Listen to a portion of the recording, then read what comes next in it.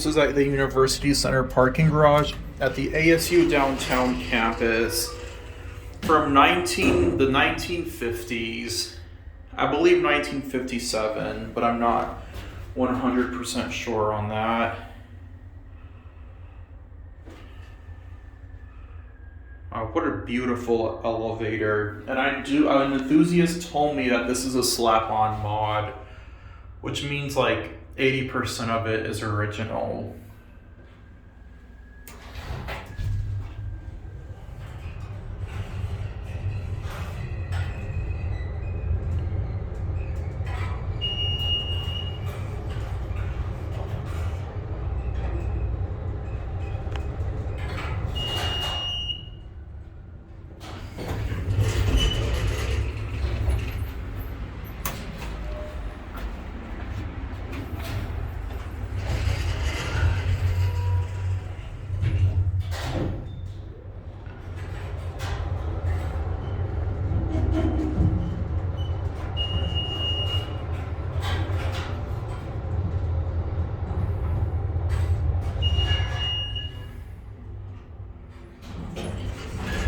Wow, beautiful classic leveling.